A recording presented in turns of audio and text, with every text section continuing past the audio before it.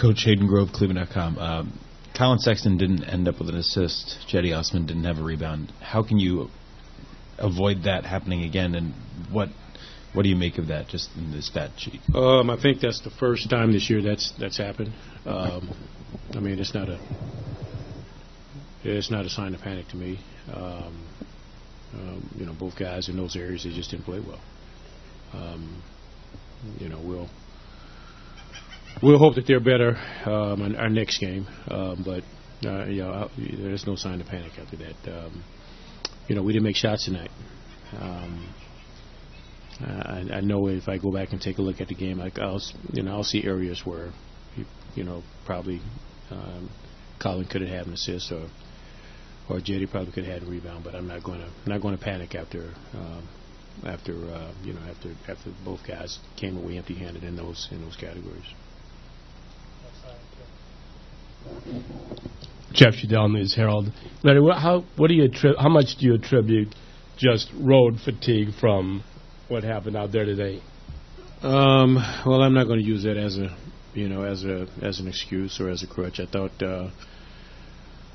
thought our guys, you know, early I can see that they didn't have their legs. They weren't able to get it going. I don't know how much I will contribute that to road fatigue, but clearly we didn't have the zap. We didn't have the energy. I thought throughout the game, I really thought at some point that it would kick in, but we did not have it. I thought our bench guys came in that second quarter and kind of gave us a little bit of a spark, but we weren't able to sustain it.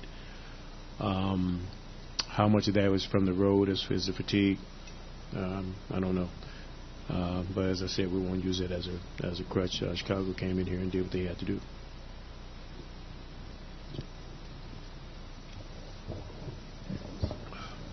Mike Rizzo, ESPN Cleveland. Coach, the Bulls shot pretty well from behind the arc today. What happened defensively there? We didn't defend the three-point line very well. They did make shots. Particularly, Portis came in that second quarter. I believe he made 3 threes.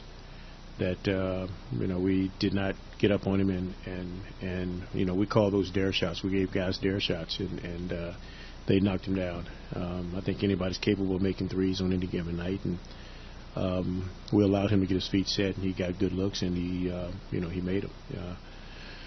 You know, we talk about it all the time, particularly against teams that do seek the three. You know, you have to defend the three-point line in this league, because I think anybody's capable of making threes, and tonight they were able to make some timely threes, which every time we seem to kind of cut into the deficit, they came up with a big play.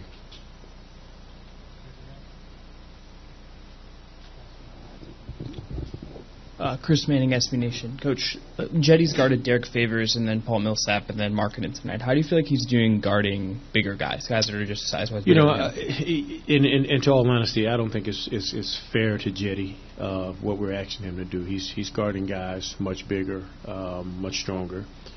You know, we have him playing the 4 spot, which you know he's got to play at this particular point until we get bigs back. But I think he's giving the best he can. I think he's competing against these guys, but he's given up a lot size-wise. He's given up a lot strength-wise. But just given what our situation is as far as bigs are concerned, we have to play him at the 4 spot. But I think he's competing. And as I said, you know, I don't think it's fair to him, but just given what our situation is as far as personnel, and particularly with our bigs, both Tristan being out, both Larry being out, and then Nwaba as well, who plays the 4 spot. You know, he gives up a lot size-wise. He gives up strength-wise, but I think he's competing, and that's all we can ask of him.